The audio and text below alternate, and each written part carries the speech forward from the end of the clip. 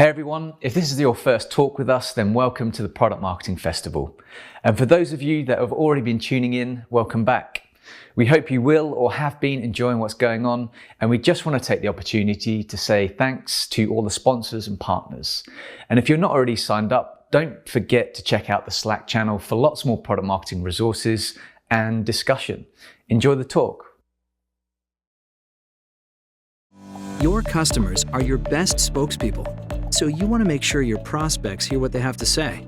After all, trusted endorsements can drive faster sales cycles and boost marketing conversions, which helps you unlock faster growth. But when it comes to going on the record, even your best customers can go silent, and who can blame them? Partnering on case studies is time-consuming, and it's painful to work through the legal approvals often required. Luckily, there's another way. With Tech Validate by SurveyMonkey, you can easily capture feedback from satisfied customers and transform it into powerful content, like verified case studies, testimonials, and reviews. Want charts that show ROI, cost savings, or competitive differentiation? You got it. With our platform, you'll quickly build an arsenal of highly targeted social proof points, segmented by industry, company size, or buyer persona. You'll get the tools to easily deploy your new customer evidence into top marketing channels and put it in front of your sales team to share with prospects. Plus, there's no need to wait for legal for approvals. With Tech Validate, your customers can opt to share their name or provide testimonials anonymously, with all customer evidence validated by a trusted third party. That's why hundreds of companies, big and small, use Tech Validate to get social proof at scale. Ready to see how it works? Watch our product tour today. Thank you for having me. So welcome to Scaling Sales Enablement, Product Marketing Perspective. I thought today I'd start with one of my favorite parts of product marketing, which is storytelling. So one of my proudest and also probably weirdest moments was the day that somebody thought I was a Slack chatbot. Yep, a Slack chatbot. Let me lay a little bit of context here. See, we actually use Seismic for our sales enablement, so go check them out in the sponsor booth if you haven't yet. I'm remote from Los Angeles. We have a global sales team. I'm always sending out a ton of messages via Slack all the time. And so you can see how Sapphire, the Seismic Slack chatbot, sounds like a really, really good Slack chatbot. I was kind of weirded out by this whole thing, but at the end of the day, I was actually pretty proud. Because let's think about some of the attributes of a chatbot. They're personalized, they're relevant, they're accessible, they're analytical, and they're often really human-centered. And so when I approach sales enablement, I'm totally coming from a product marketing background. I have zero sales experience. I'm sure there's a lot of folks in this room who could school me at this, but I think of my seller like my customer, and I approach them in the same way that I would approach the buyer of the product that we sell at Pluralsight. And so in doing that, these aren't bad brand attributes, right? Like I was really, really happy to say, hey, that's what somebody thinks of me. That's pretty dang great. So a little bit more about me. Again, I'm Sapphire. My last name is Reels. We'll be friends by the end of this. You can call me Saf. It's great. I'm a product marketing manager at Pluralsight. I am remote, so it is a cross-functional role. There's a lot of challenges that come in with that, so that kind of colors my experience here. What I really love about product marketing is really understanding how people tick and storytelling. And so that's kind of my perspective. So let's have some Reels talk. I have a lot of Reels talk with my friends. Why are you here, right? There's a lot of product marketers in the room. There might be some sales enablement pros in the room, but generally we're kind of chasing around similar challenges. So it might be, hey, I'm a product marketer and there is no formal enablement function in my organization. There's a lot of inefficiencies. We need to stand something up. It might be around, hey, we're not able to empower ourselves with the right tool. They're not able to win against the competition. They can't communicate value. Deal size isn't going up, whatever it may be. Could be around, hey, our sellers aren't ramping up quickly and we're not able to teach them new behaviors for those existing sellers we have. And kind of what I like to talk about as like the holy grail, how do I actually measure impact? I see some head nods here, so some of this might be relevant. We might have some OKRs around this. To talk a little bit about my specific challenges and where I'm coming from, fast forward back to 4 years ago, I was at a healthcare IT startup called Patient Co. That's me dressed like an alien in the middle there. We did a lot of Halloween things, and it was a very product-focused company. There was very few resources for sales and marketing. Product marketing, I was a team of 4 marketers. It was very, very misunderstood as a function. We had about 5 sellers and they didn't use anything. Like there was just, we lobbed it over the wall and it just kind of landed flat. About a year and a half after I left, after I started at Patient Co, I joined Pluralsight. And so I knew that sales enablement was an area I really wanted to make an impact in quick. When I joined, we had a lot of growth. So we had acquired 8 companies in 8 years, which brought a lot of changes into the organization. We were aggressively expanding into new global markets. And with that, we had a new B2B enterprise sales motion. We were moving from not just being B2C, but B2B, but going all the way to enterprise. And we actually had different sellers. We were selling to different folks in the organization. So rather than focusing on selling to HR and L&D, we were actually selling to tech leaders now. Throughout all of this, we were trying to introduce a new sales process. Because we were moving into this enterprise space, we were moving into more value-based selling, which was new for a lot of folks. And there was a lot of disparate systems, no consistent behaviors, and no consistent messaging. To top everything off, all of this was being led by new teams. So brand new CMO, brand new product marketing team, brand new sales leaders. So there's a lot of change in the organization. That was 2.5 years ago. Here we are 2.5 years later, and what have we been able to do? We've been able to create, I want to talk about some of like the intangibles. There's a lot of metrics and things like that we can talk about. But for me personally, what matters is we've created a trusted enablement brand. Our sellers know that they can come to us for what they need, and we'll help solve for that. We've created consistency, which is so critical for what we do as product marketers or as sales enablement folks. We are proactive versus reactive. We are able to anticipate what our sellers are going to need. We have much better collaboration, and as we collaborate, we're better able to pinpoint and triage pain points, and we're actually able to attribute the impact that we have. Our sellers are now communicating value and winning against the competition. They're more productive and they're ramping faster, and we're also hitting quota and driving higher deal size in new business. And as a company, we went public, we've increased revenue, we've improved efficiency, and we've expanded globally. So let's talk a little bit about how we got there. We knew going into this B2B motion that we needed structure or we drown. Everything was new, a lot of different changes. This was the perfect time to introduce some of that, and statistics support that, right? If you don't have some sort of framework, structure, process, you can actually lose revenue. And so the first thing I went about doing was creating a framework, and I knew I wanted something that wasn't just a moment in time thing. We were going to grow, we were going to change. I knew I wanted something that would allow me to focus on the full program or specific enablement activity. And I didn't want to align to any one tool, right? I didn't want to say, hey, I have to go use this thing in order to do this. So that was the first thing I did. The second thing I did is, as I mentioned, I'm not coming from a seller background. I'm not coming from, a sales enablement job. I built it on the competencies that I already had, which was go-to-market strategy skills, right? As a product marketer, I understood how to build a strong business case, message and position something out, deeply understand my buyer and their journey and how to build a product that works for them. And so I built it on the competencies that I already had so I could get started quicker. So let's talk a little bit about my framework. I am not going to stand up here and say, I have this magic bullet. This may seem really obvious to you. What I do want to talk about today is something that's worked for me. So maybe if you are somebody who is in sales enablement and you're working with your product marketing team and somebody just mentioned, hey, product marketing always thinks why isn't sales using this? Maybe this is a way that you can approach them and they'll understand what they need to do. If you are on the product marketing side and you do think like me, this could really help you. For this, I'm going to go deep here. I'm going to be talking about a lot. I'll try to save time for questions. I really like to talk, though, so you can always come find me after here. I'm here for the next few days.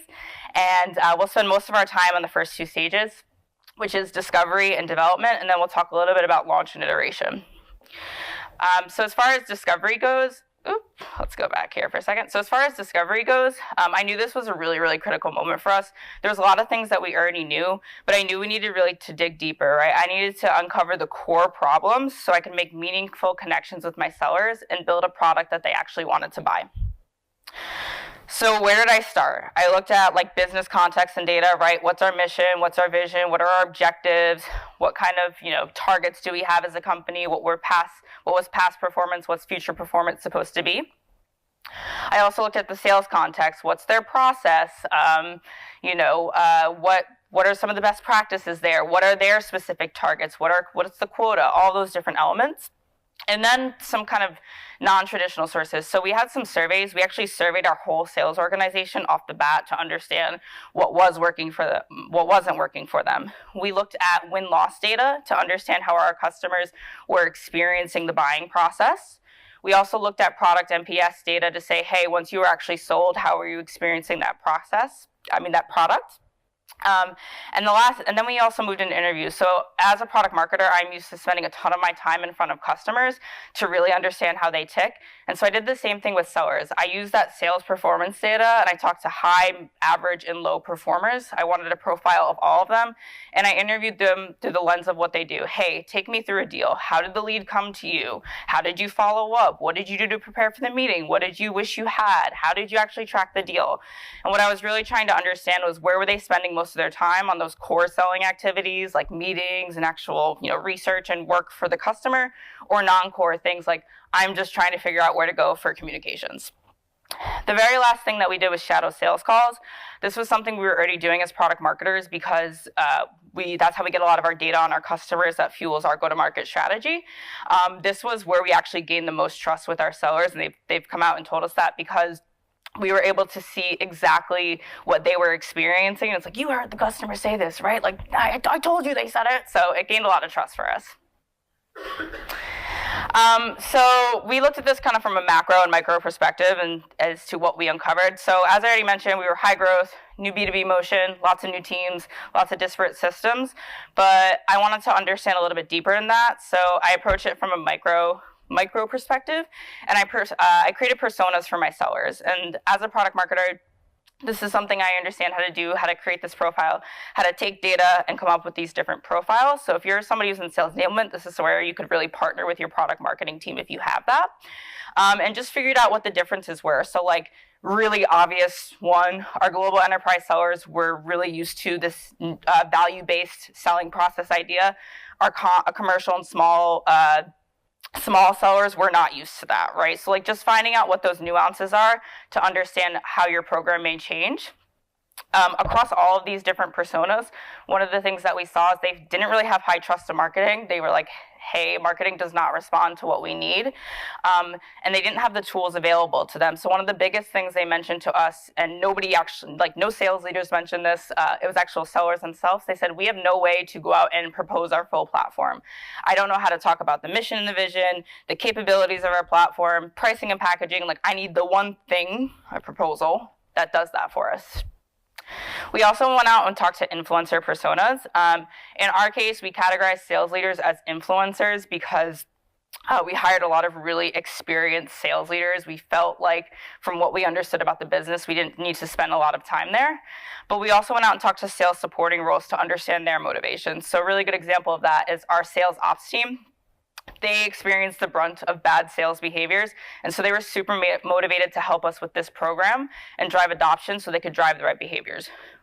For our cross-functional teams, a couple of examples there is our sales team was working directly with our creative team to get marketing materials created.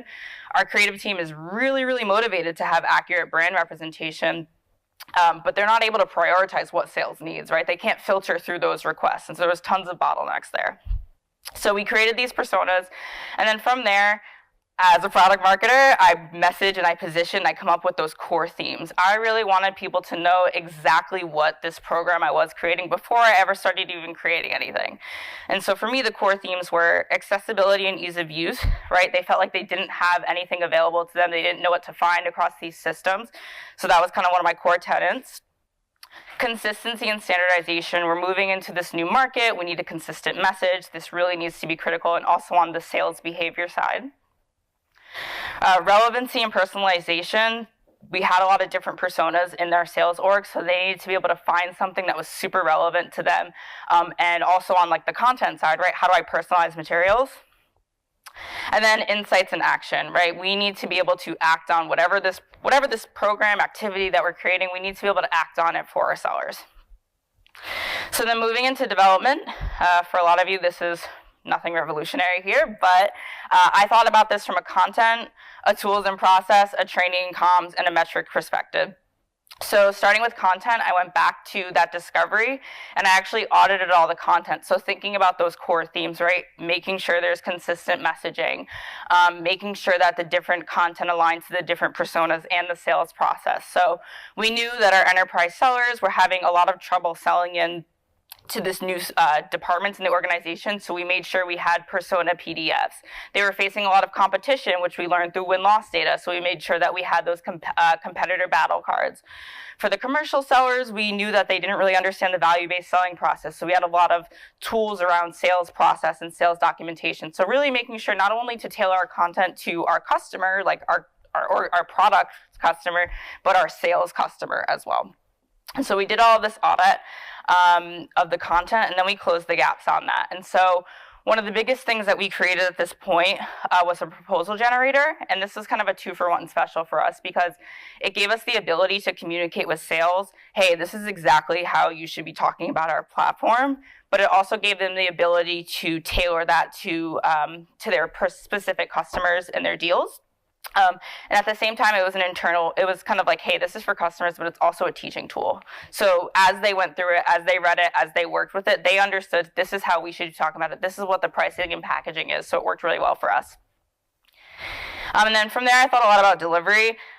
As somebody who is in product marketing, this is like, I just didn't even know. I just didn't even think about how much time I would spend on how does this content actually need to be delivered. So when I first loaded it into our tool, I was like, top of funnel, middle funnel, bottom of funnel, and our sellers were like, no, that doesn't work for me. So I tried a lot of different things. And based on how I understood that our sellers were searching for information, I organized it by sales stage. I organized it by role. I organized it by customer goal, problem, needs. So just figuring out some of the different ways that I could organize that information. A really cool, easy way to kind of get to hey, what does our sellers need is to do a card sorting exercise. So it's give them a bunch of things, right? Pitch deck, 1-sheet cards, and ask them how would they organize it. From there, we went into tools and process. And so first thing we knew we had to choose a delivery tool because we had disparate systems. We wanted to align it to our core themes. And after evaluating platforms, we ended up going with Seismic because it aligned to those core themes. It was accessible. It was one-stop shop. It was relevant insights. Again, always anchoring back to those core themes that we had created.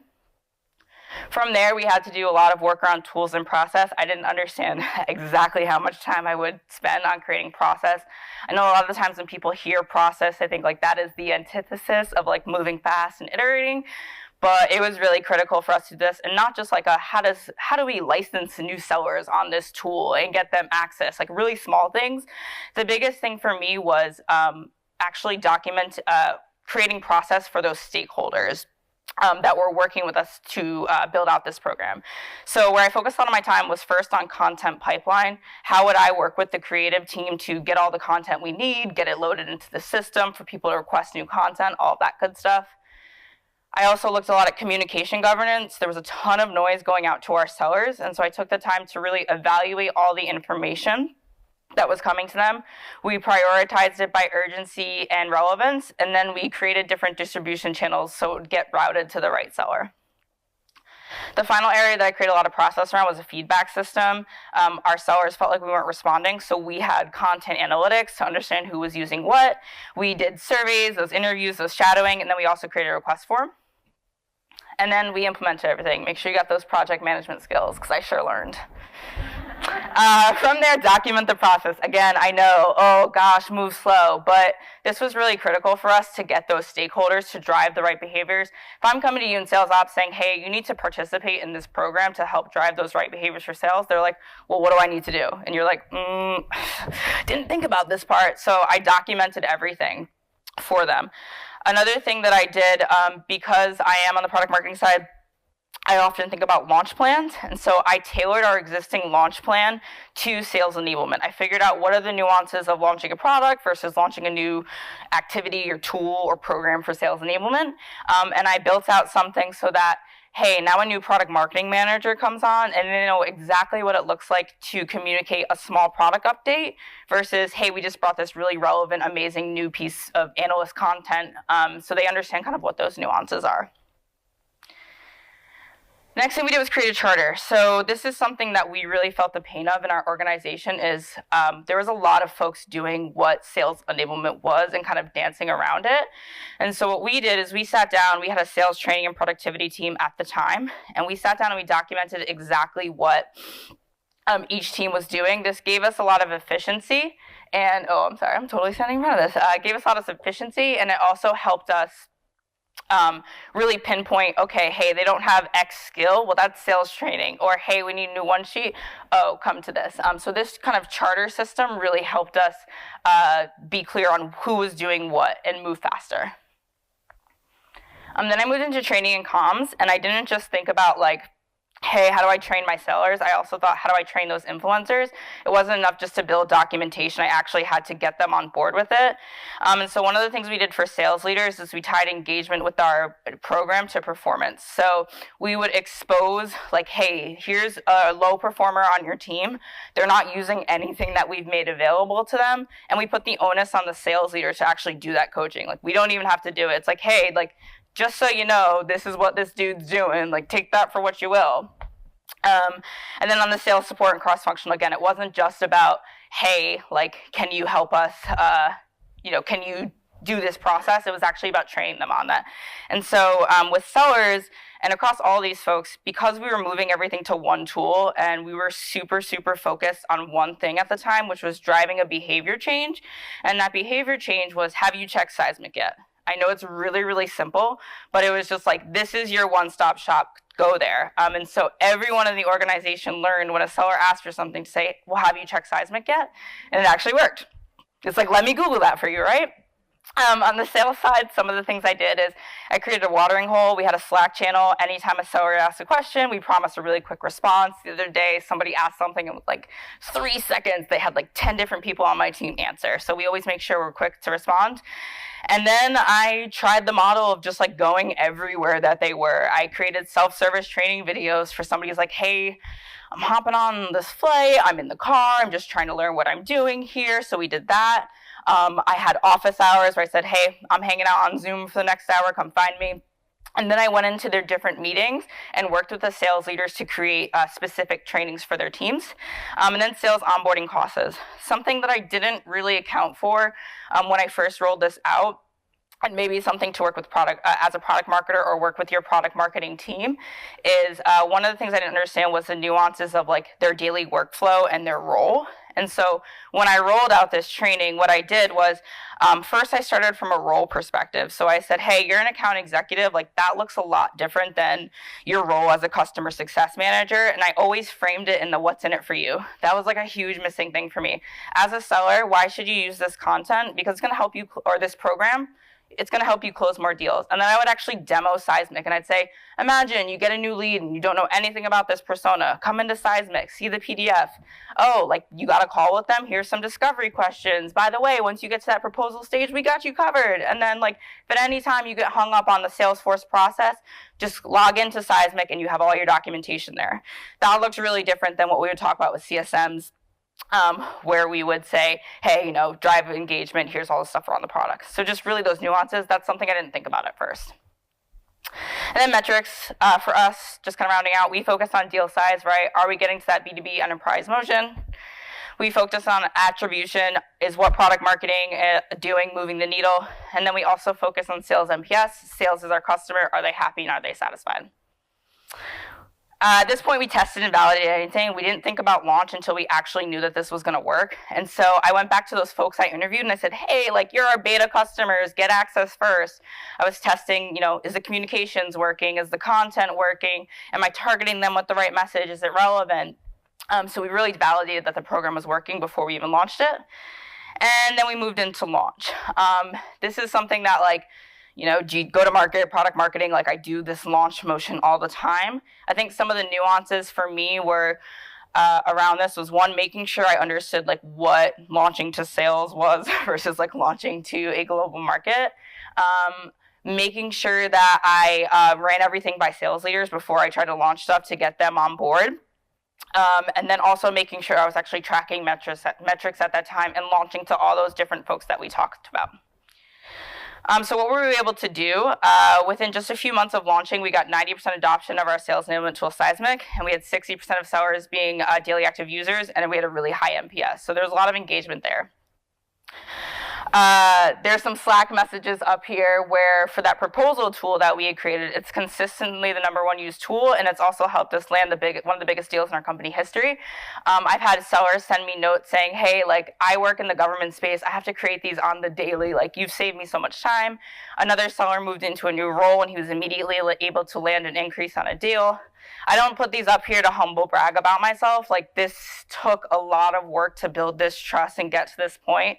And so it can be thankless, but like, you can get there. And then on the last thing, they always felt, these are really small, I'm sorry. They always felt like we were there. Like, that was the #1 thing. They said, like, you are always there, Sapphire. And I was like, wow, like, that feels good. And as a result, our deal size went up and we were able to hit our numbers. So then moving into iteration, like, how do I actually analyze data and make recommendations? So the first thing I was focused on was how do I make quick pivots? And so this is actually something I learned from my friends at Seismic, and kind of through this coaching process was this idea of enablement readiness versus sales readiness.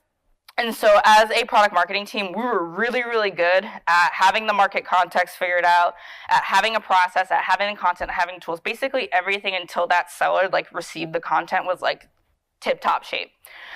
What wasn't there was some of the sales readiness. And so they didn't have the context they needed. They didn't have maybe the skills or the competencies, and they weren't incentivized to use it. And so one of the ways that we quickly pivoted on that is we built out, I can go back. Someone's taking a picture? Yeah, that's cool. I can send out these slides. Cool. So one of the things that we did was we quickly pivoted. So rather than just having all this content in a tool, we built out enablement decks where we had everything that they would need to, tackle. It was role-based and it was topic-based. So in this instance, we have like Pluralsight for, cloud computing. Why would you use it? And so this was how we did it. I went into team meetings and actually trained on it. So it wasn't just a self-service model. I actually went into the team meetings and I talked about, so specifically for a pitch deck, why did we create it this way? Like, what research went into it? Have customers already responded to this? That was something that I really learned around making sure they were ready, is having testimonials from customers who had actually received the materials to say, we showed this to customer X and they said Y, and it ended up in this for sales. So I started launching things with sales success stories where not every piece of content, but major pieces of content would be attributed to a deal. Like when I go out and I launch a product, there's always a case study or a testimonial or a reference that comes with that. And so I did the same thing for when I was launching these different sales assets to say, this person had this success and you can too if you do X, Y, and Z. And I also taught them how to use the deck, right? Like, I'm somebody who loves storytelling. I love digging in. I love tailoring what I'm saying. And so I kind of focused on how to do that. So it was just really quick pivots. Another thing was metrics. I know this can be like a hairy area. There's so many things that can go wrong in trying to get to metrics. And we thought content usage in Seismic was going to directly lead to attribution. Due to some system and data issues on our side, and also just like not being able to drive some specific behaviors, we weren't able to get there. And so we had to introduce a new step where we looked at content usage. And then we said, okay, you seller XYZ, LMNOP, you're using this content. Let's talk to you. Let's look at your NPS scores. Let's do some interviews, figure out where you've used it. And then we get attribution. So we would start posting like deal reviews on Slack saying, hey, this person used this thing and this happened. And so it was really a way for us to actually get attribution. We're not getting all of it, but we're getting some of the credit and understanding where we're moving the needle. I want to talk a little bit about my last couple minutes here, some of the long-term pivots that we had made. So now we're 2.5 years later after kind of building the system, and we have a system that works. It always needs tweaks, but in this kind of iterating phase, I like to call them like our event team influencers. Our events team came to us and they said, hey, we have a conference. Our sellers now have a quota to sell tickets to our conference, and they're not doing it. So once we dug in, we understood that it was an unclear value to sales. They didn't know, like, why should I sell tickets to marketing's conference? I literally could care less. They didn't understand how to sell the conference, right? Like, come see our keynote speaker. Like, ain't nobody coming for that reason, buddy. There was a gap in tools and there was no best practices. And so what I did was I went out and reframed the why, and I created how to sell playbooks. And so I kind of stripped out the data here. But basically, we had this whole campaign of invite your customers to Pluralsight Live, and you'll get 3x deal size. Here's some examples of top sales performers. They've sold a ton of tickets. Here's examples of amount of money that's been closed. So we looked at like pipeline. We looked at dollars closed. So really reframing it and positioning it to like what they actually care about, which is dollars in their pocket. We also created materials that they could tailor to different personas because they mentioned that that was a gap. And then from there, I put everything into playbooks. We knew from our personas that we had some sellers who would spend 30 minutes going through an entire playbook because they were brand new and they wanted to ramp up really quickly. And then we had those enterprise sellers who were like, hell no, I'm not spending 30 minutes on anything. So we created a checklist. We kind of were satisfying for both of the, we were trying to solve for both of those people at the same time. And it wasn't just about, hey, here's a tool. It was, hey, here's a tool. Here's how we'd use it. But like, if you have a better way, come shout at us. And then we launched it. And so I went out and I evangelized in meetings. I went to a ton of different sales meetings. We have a field marketing team and sales leaders that we partnered with really closely to make sure that they were actually driving usage. And one of the biggest things that I did, I just heard the last woman talking about videos, is I actually created self-service videos. And so every single month I would come, because like we're starting that sales process for our conference. Like it's a long sales cycle, right? Where, hey, like we just had our conference in August, we're already starting to sell more tickets. And so every single month I would have a video that said, this is what's in it for you. Here's a success story from last year. Here's some event updates. So they would get those crucial communications that we had created. And oh, by the way, here's a reminder of all the tools that we've created and how to use them. So it's kind of that repeat exposure and just making sure that I was launching it. So if I could leave you with, I know we covered like a ton. Told you up front, I love to talk, and I'm like really passionate about this because it's kind of just something I fell into. And it's just been like, there is nothing better than like when I go to our sales kickoff and everyone's around and like, it's just like, I did not have that trust with my sellers previously, and being able to build that was just so valuable for me because like people always like, you should be in sales. I'm like, I would hate to be in sales. Like that is such a hard job. And so anything I can do to make it easier, I'm really passionate about. So if I could leave you with anything, it would definitely be treat sales like your customer. Make sure you know them intimately and are really solving for their problems. Use your go-to-market skills. We all have them. Whether you're in a product marketing side or sales enablement side, you're working on this. So make sure you use those skills. And the last thing is make sure you fail fast to the framework and iterate, right? We got it wrong like more times than we ever got it right, but we moved quickly and that's how we built that trust. So that's a product marketing perspective on scaling our sales enablement. Thank you. No questions? No questions. Questions, sure, yeah. Cool, we have time. How about that tied sales leaders quota to their usage? How did you get people buying on that? Thank you. So we didn't tie quota. Yeah, so that's a good clarifying. So we didn't tie quota. So we actually expose usage of all the different tools and engagement. Like, hey, did you actually come to all these different trainings? Did you watch this content? So we actually exposed that to our sales leaders, and then we had them coach their sellers based on performance. So when they were in a one-on-one with their sellers, and the person's like, yeah, I'm just not hitting my numbers. Like the person didn't respond to me. They're like, well, actually, you have all of these things at your disposal, and you're not using it. And Jim over there is a really high performer and he's using everything. So like, where's the gap? And then they might come out and say, oh, well, the content wasn't working. And like, that's a great reason for them to come to us and then say, hey, this isn't working. So it was really just about like giving sales leaders access to what their teams were actually doing so they could use it to coach in their own way. Yeah, salespeople have like a real aversion to being on an exception list. Yeah. You know? I mean, I don't know. It's like unnatural. Yeah. I still do too. I'm good doing nothing, and then all of a sudden, if everybody's doing it and I'm not, and there's a list, I'm in trouble, right? Exactly. So we would have like leaderboards for, like, I know sales leaderboards, but like we would just be like, hey, these are the top people. Like, go out, chase the success. So I knew then after, yeah. Your perspective, No, so that's a great question. So when I first started at Pluralsight, we had a brand new product marketing team, and then we had a sales training and productivity team that was sitting under our CRO.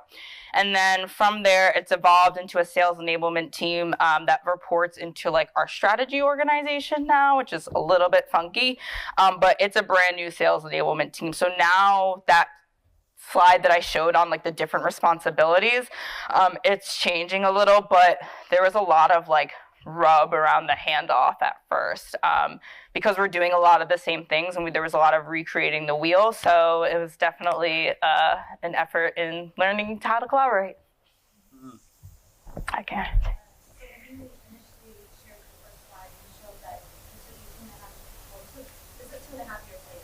Yeah.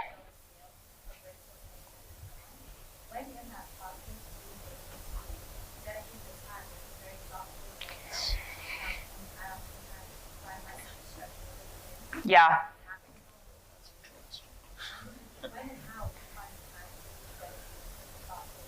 Totally. I think I spent most of my time in, like I said, discovery and development. That's where I spent, and it wasn't just me doing discovery. Like, I had folks on my team and say, hey, go do this interview, like with a sales leader or a seller, go do this thing. So like, I basically said, like, I took like probably a month or two to really figure out, like, this is what I want to do. And then I got people on my team to help me do those things. And then I came back, I analyzed everything, and then I developed it. It wasn't overnight. I think the thing I learned about sales enablement is you have a lot of partners in the business. It's not just about you doing it. So like I said, sales ops is super motivated to get the right sales behaviors and understanding how to use the tool. So I'd say, can you create documentation on what you need and what sales needs to do, and then I'll get it uploaded into the system. So it was really just about like figuring out like, what is some of the process things, who do I need to do it, and giving them some deadlines. So I didn't do everything myself.